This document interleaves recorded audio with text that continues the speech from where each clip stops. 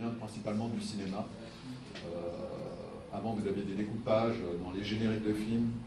Je ne sais pas si vous voyez un film comme Bullitt. Vous avez le split screen qui permet justement d'avoir une sorte de mosaïque. Voilà. Et bien cette notion-là a permis, ce terme-là a été retranscrit au web et permet d'avoir une information du contenu plus lié en fait à ce qu'on appelle, comme sur le site du Monde, une lecture zen, c'est-à-dire où vous êtes dépollué de toute information et vous avez véritablement le contenu qui est la source principale de ce que vous voulez apporter à l'Internet. Donc, quand je parlais donc le retour de la typographie, avant on avait ce qu'on appelle des polysystèmes. Les polysystèmes, c'était l'Arial, la Verdana, la Tanks, etc., qui étaient directement installés dans le système. Que vous soyez sur Windows ou sur iOS, elles étaient courantes.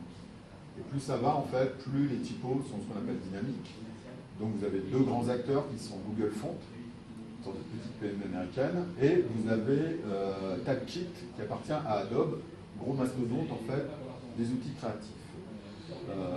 Ce catalogue de typos permet justement en fait d'enrichir énormément les sites internet. Ça ne rend pas spécialement beaucoup plus lourd les sites internet, et en plus vous les, ce qu'on appelle, vous les hébergez pas directement chez vous. D'accord? C'est-à-dire qu'en fait vous les appelez directement chez Google ou chez Typekit et vous venez les installer via l'effet de style sur votre site internet. D'accord? Donc ça permet à la fois d'enrichir l'aspect graphique de votre site, mais ça permet aussi d'avoir des typos, comme dans le cas de présentement de ce site, vous avez des typos assez forts, assez grosses, et qui permet à la fois d'enrichir et de segmenter en fait le sens de l'information. D'accord? Donc là, en l'occurrence, c'est un site internet, vous avez une typo petit qui correspond en fait à l'intitulé de la rubrique, vous avez le titre de la rubrique, et éventuellement vous avez une sorte de définition dessus. Le web et le print, avant, se faisaient la guerre, on va dire. Parce que le web arrivait, une sorte de mastodonte, une sorte de Uber du taxi, il arrivait et voilà, les gens du print avaient un peu peur, parce que c'était tout à fait compréhensible.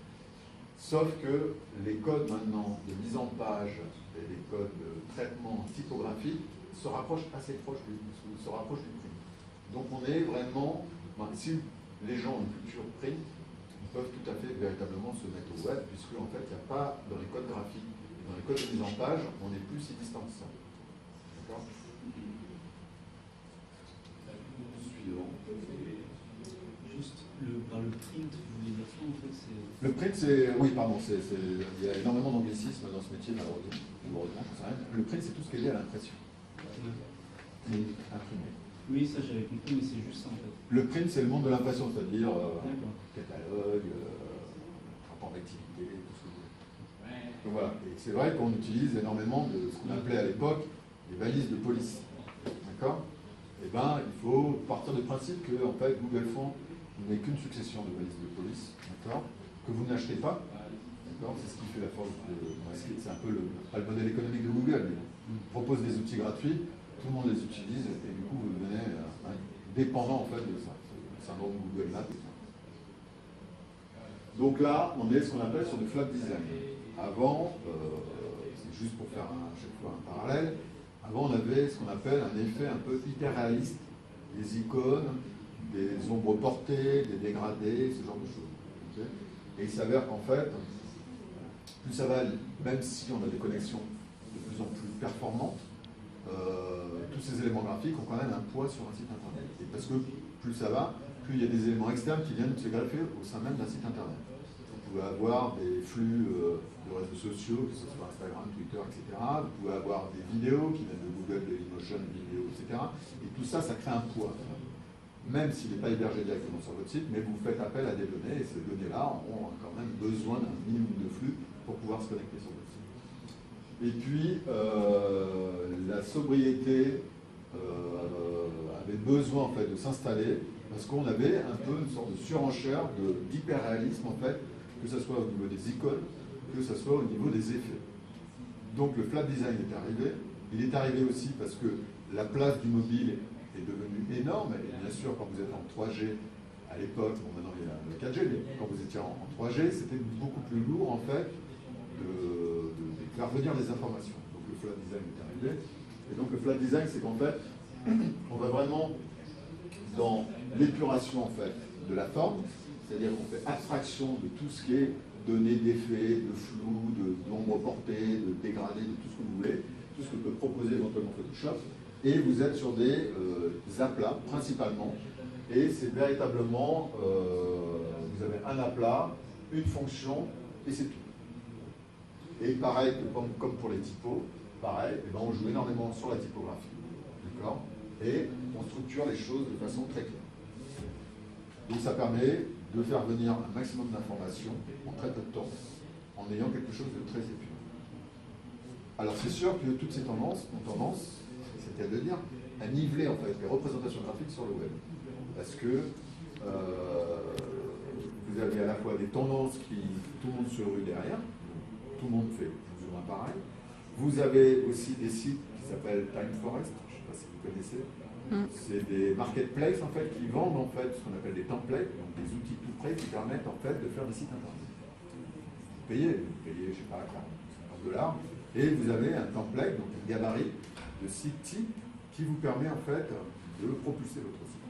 Et tous ces acteurs-là en fait du web ont tendance un peu parfois à niveler en fait, parce que si vous voulez vous créer en fait un template pour WordPress ou n'importe quel CMS sur le marché, vous allez faire quelque chose qui se vend derrière. Vous allez rentrer dans une sorte de logique de tendance pour que. Donc voilà, donc les tendances c'est bien, mais il ne faut pas systématiquement surveiller dessus.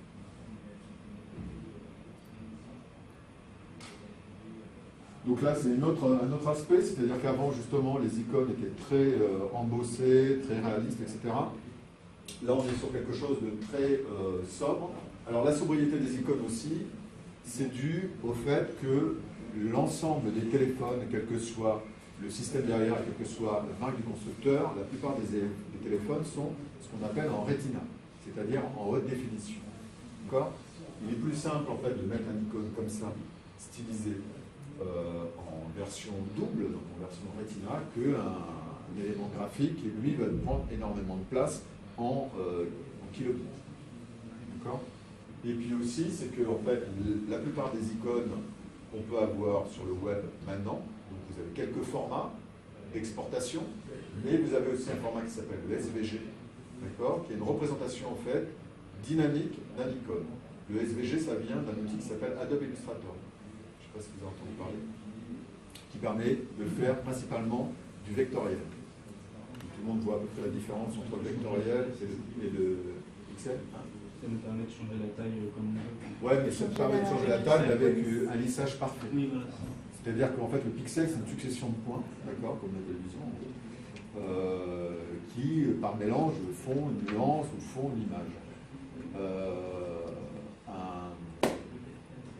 Un icône vectoriel, c'est ce qu'on appelle aussi, ce qui est lié à la courbe de Bézier. Vous avez deux points A et B, et quand vous zoomez, en fait, les deux points sont toujours les mêmes, sauf qu'ils recalculent en fait la courbe. C'est pour ça qu'un fichier AI, Adobe Illustrator, est beaucoup plus léger qu'un fichier PSD. Et bien, dans Illustrator, au même titre que maintenant dans Adobe, vous pouvez tout à fait exporter en fait en format SVG, et le SVG peut se lire, alors c'est pas compatible sur tous les navigateurs, mais ça se lit principalement et de mieux en mieux sur les différents navigateurs. Les plus tendances, c'est-à-dire Chrome, Safari, Windows, je me méfie toujours un peu, mais bon, parce que... Donc voilà, donc tout ça, toutes ces contraintes techniques ont induit en fait une démarche en fait d'export et de représentation qui fait que ça soit plus lisible et surtout plus propre.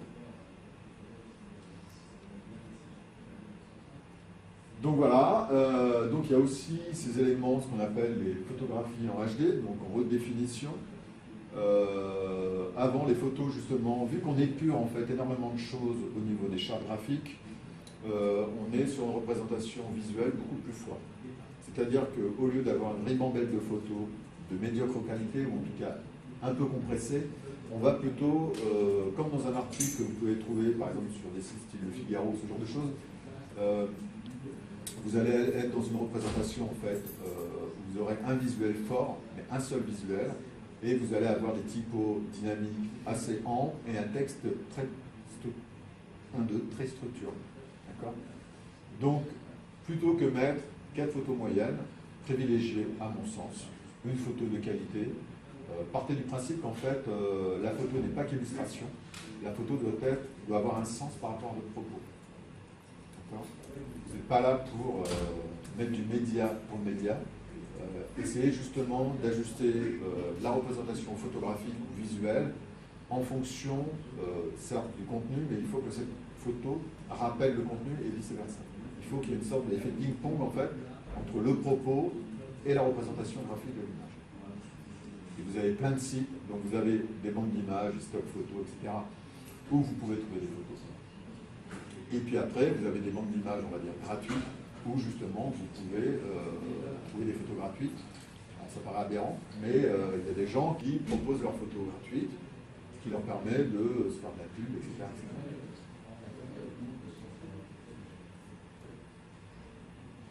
Et donc vous avez ce qu'on appelle le GIF animé. Tout le monde a déjà vu les GIFs animés. Les principaux GIFs animés maintenant on les trouve souvent sur les réseaux sociaux.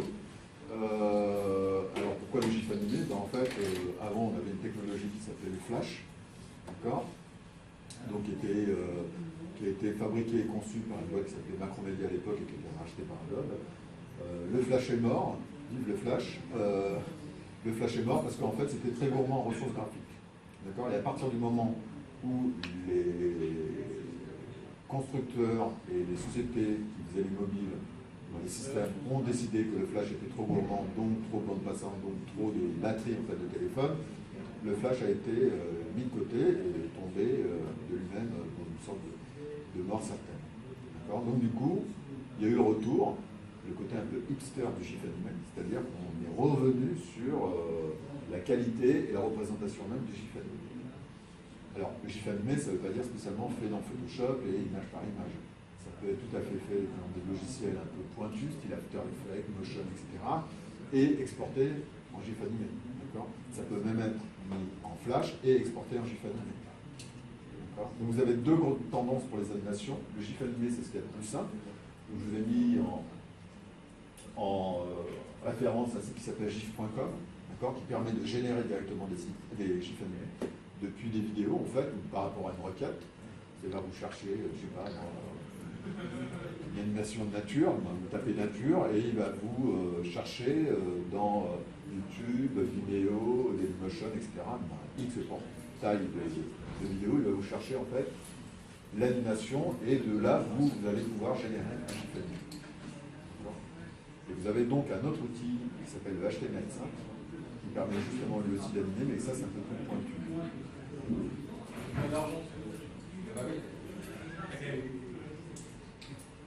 On a une autre tendance qui s'appelle le storytelling. D'accord.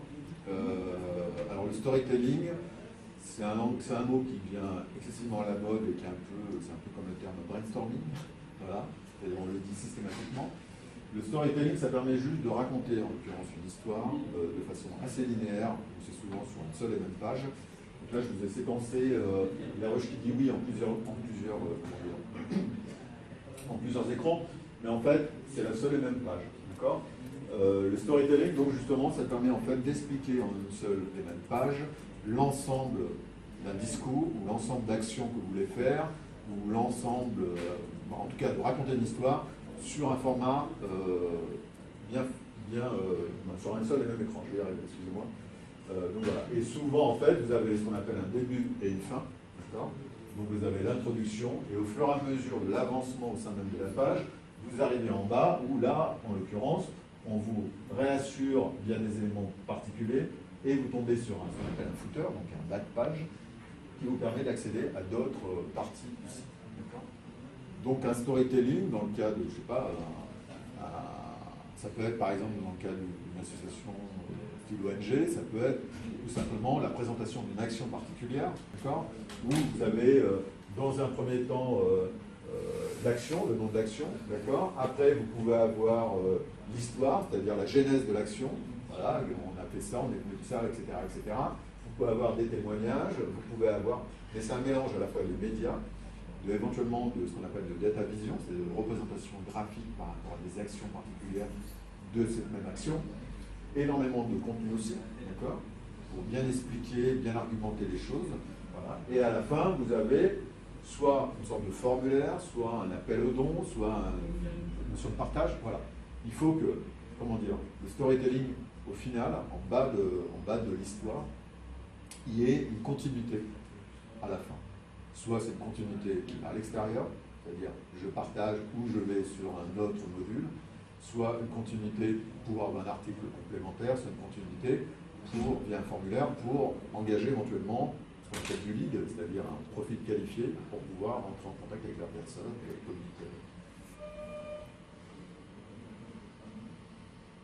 Alors, autre terme un peu barbare, ce qu'on appelle le responsive design.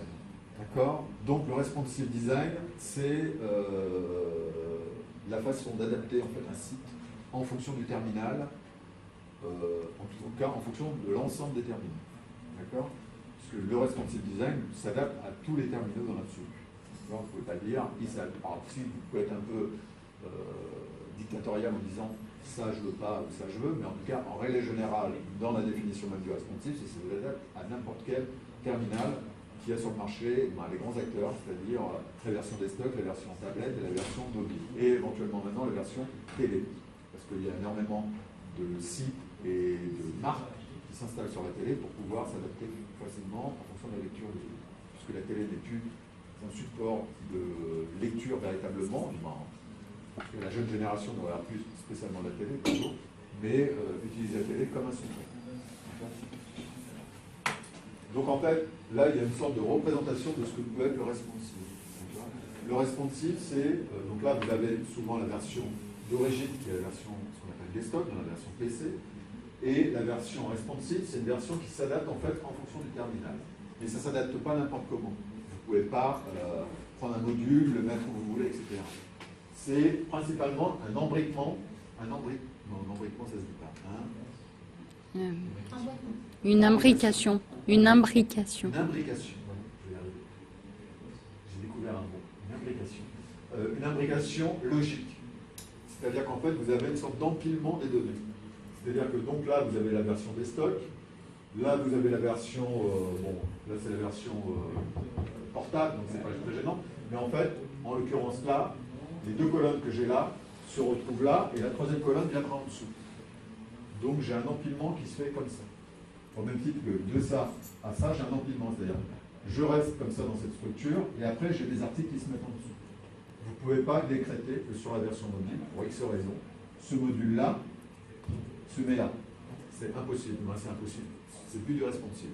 Par contre, vous pouvez tout à fait envisager une autre donnée, c'est-à-dire que sur la version mobile, vous dites que ce visuel-là m'apporte rien sur la version mobile parce que mon contenu est trop bas, et bien celui-là, je le fais disparaître.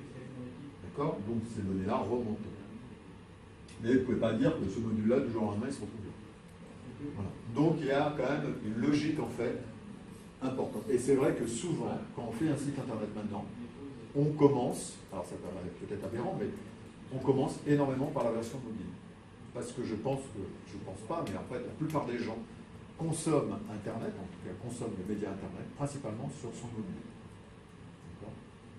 Parce que la considération du poste fixe maintenant est considérée comme un outil de travail. Autant avant il était à la fois ludique, travail, etc. Maintenant un poste fixe est un outil de travail. Une tablette ou éventuellement un mobile est certes un outil aussi de travail, mais aussi énormément un outil de consultation. Donc c'est pour ça qu'on conçoit souvent les versions des sites internet d'abord sur la version mobile, bien comprendre la contrainte, et après on propulse sur les différents supports.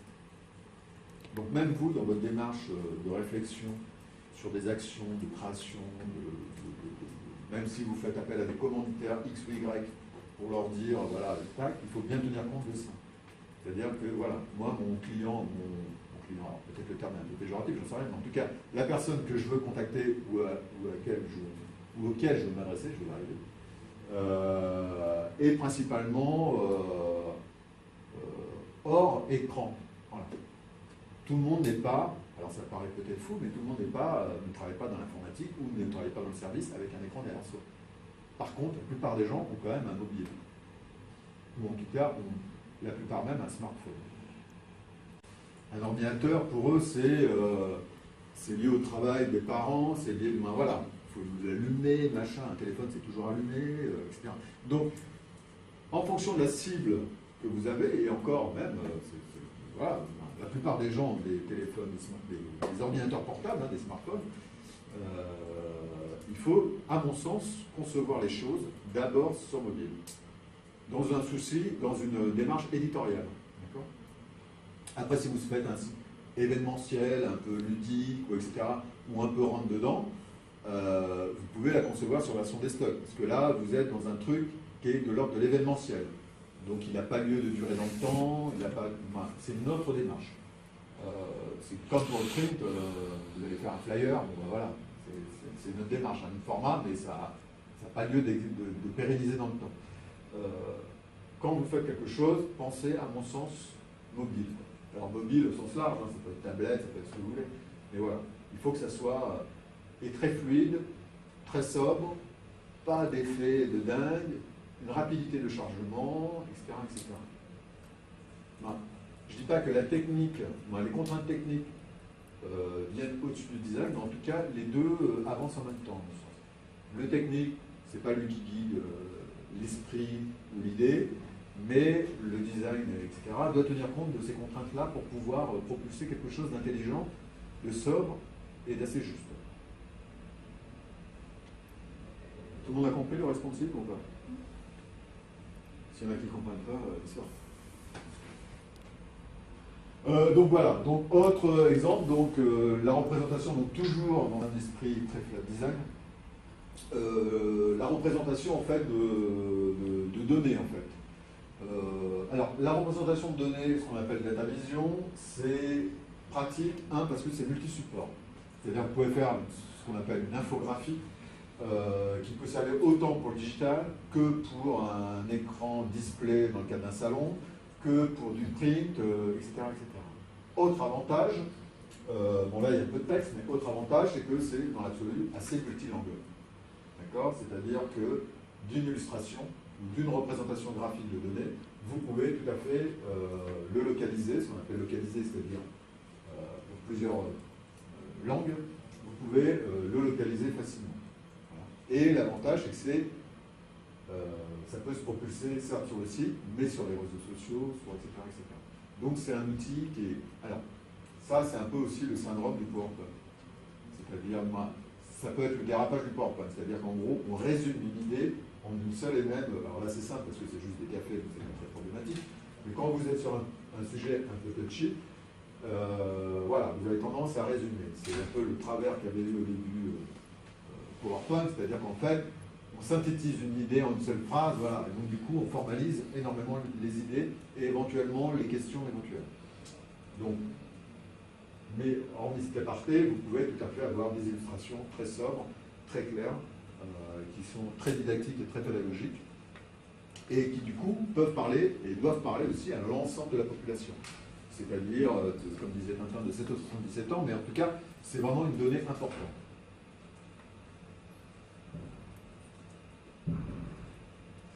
Et donc là, c'est ce qu'on parlait du slide up, donc c'est le menu hamburger, d'accord, c'est-à-dire à rassembler en une seule et même barre latérale, en l'occurrence là, mais c'est pas que barre latérale, ça peut s'ouvrir par-dessus, ce qu'on appelle dans un layer. Donc un layer, c'est un calque en fait, si vous voulez, donc ça s'ouvre par-dessus. C'est de rassembler de façon sobre et efficace l'ensemble de la navigation. Et bien sûr, le but, c'est que cette navigation soit assez sobre.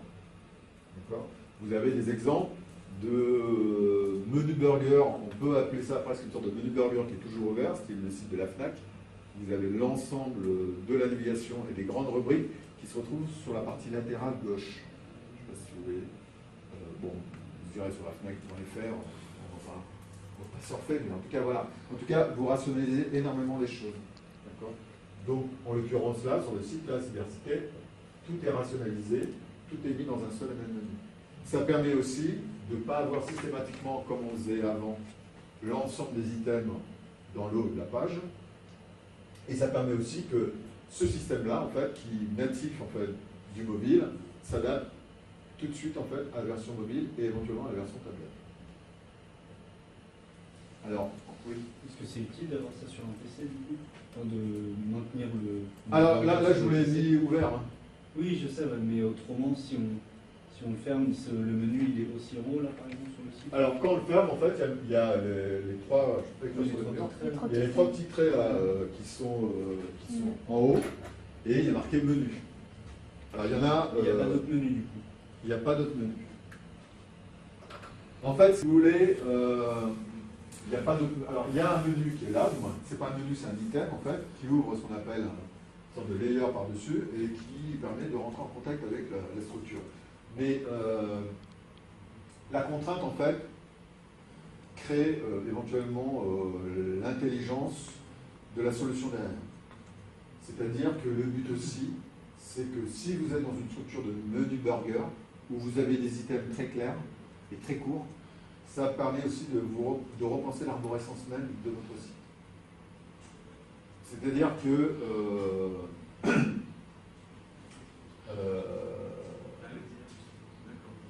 je sais plus ce que je voulais dire. En gros, il faut qu'ils pensent l'arborescence de leur site en fonction. Il faut repenser l'arborescence. Souvent, les sites qui ont un certain nombre d'années ont une arborescence assez profonde, vaste, parce que le site s'est peuplé au fur et à mesure. On a décidé de rajouter une rubrique, on a décidé de rajouter machin et tout. Et en fait, si on prend du recul, on remet tout à plat le site, on s'aperçoit qu'actuellement, il y a plein de contenus qui n'ont pas grand intérêt. Il y a plein de contenus qui pourraient être rationalisés et mis au sein même d'une seule et même rubrique. Vous pourriez avoir, si vous avez des articles de presse, ce genre de choses, vous pouvez tout à fait avoir un item qui va s'appeler médiathèque ou kiosque. Et là, vous allez rassembler l'ensemble des données en un seul et même endroit. Ça permet aussi de pouvoir, quand vous envoyez un mail, ce qu'on appelle un mail transactionnel vers un prospect, etc., de dire, ben voilà, tac, eh ben, allez à la page monnomdedomaine.com/kiosque. Et là, vous tombez sur le kiosque et vous avez tout en un seul et même endroit. Donc ça permet aussi de rationaliser la structure du site, rationaliser le design du site, rationaliser même le discours que vous avez et la relation même avec les gens à qui vous adressez.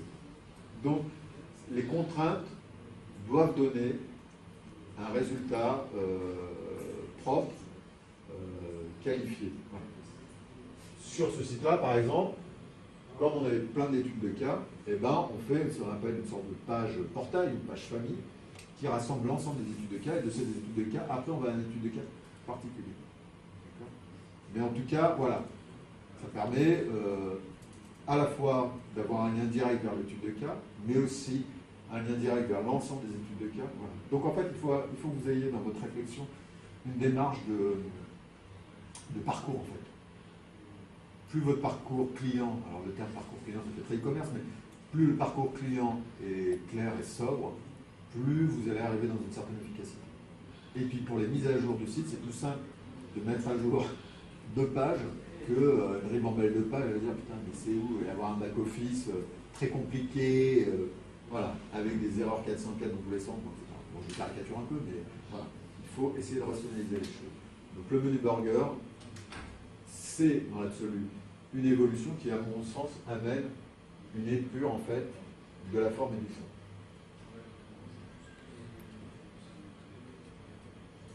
Et donc, comme on... Oui. Ah, c'est énorme. Comme on a vu, donc le split screen, justement, ça permet en fait de séparer en fait l'écran en deux. D'accord ? Donc vous pouvez tout à fait avoir un contenu là et un contenu là complètement différent. Ça veut dire que si je clique là, d'accord, je vais ouvrir éventuellement mon écran et je vais avoir un contenu spécifique. Comme dans le cadre d'un livre en fait. D'accord ? Comme si je tournais la page et j'arrivais à ce contenu particulier. Et je reviens à l'ensemble. Donc ça permet aussi d'avoir une notion presque, vous pouvez avoir par exemple, dans un cas X ou Y, avoir la présentation de la personne et avoir en face l'interview. C'est-à-dire que quand je clique sur lui, et ben du coup, j'ai son pédigré, et quand je clique là, j'ai l'interview, voilà. Donc je ne sors pas en fait du contenu, mais ça permet en fait d'avoir un vis-à-vis qui peut être intéressant. Alors, je ne dis pas qu'il faut que ce soit fait systématiquement, mais en tout cas, dans un rapport de dualité, ça fait pas mal. Et vous pouvez aussi avoir du split screen autre, hein, c'est-à-dire que vous pouvez avoir Si vous avez une Google Map avec des actions, bon, ça fait un peu caricatural ce que je veux dire, mais en Afrique noire, vous avez des points particuliers, d'accord? Donc vous avez la carte, et là, éventuellement, vous avez le contenu de ce qui s'est passé. Donc là, vous allez avoir éventuellement un écran fixe, et là, vous allez avoir un scroll qui va vous permettre de voir, sous forme presque, on va dire, un storytelling dans un split screen, voilà, qui permet en fait... Donc il faut connaître ces données, pas spécialement faire du systématisme, mais en tout cas essayer de les détourner ou de les dérouter pour s'en servir à bon escient en fonction de ce qu'on veut faire au final. Donc, je vous dis juste la pensée, j'appelle la pensée du jour. Donc c'est une pensée en fait, moi c'est une sorte de démarche en fait que j'ai appris quand j'étais au Beaux-Arts. Donc c'est un architecte qui s'appelait O'Sullivan qui dit que la forme suit la fonction. D'accord? Et en fait de cette forme, ça permet, disons que c'est la forme qui induit c'est la fonction qui induit la forme. D'accord? C'est-à-dire qu'un tabouret, pour qu'il tienne debout, il faut des pieds. Voilà. Vous pouvez en faire 3, 4, d'accord? Mais si vous en mettez 2, ça ne tient pas. Donc en tout cas, c'est une notion qui est hyper importante. C'est-à-dire que le design graphique, le design en règle générale, à mon sens, c'est pas spécialement faire du beau. Parce que le beau, c'est très subjectif. C'est faire quelque chose qui ait une vraie fonction derrière. Et que cette fonction soit bien mise en musique, on va dire, mais sans rentrer dans le côté déco des choses.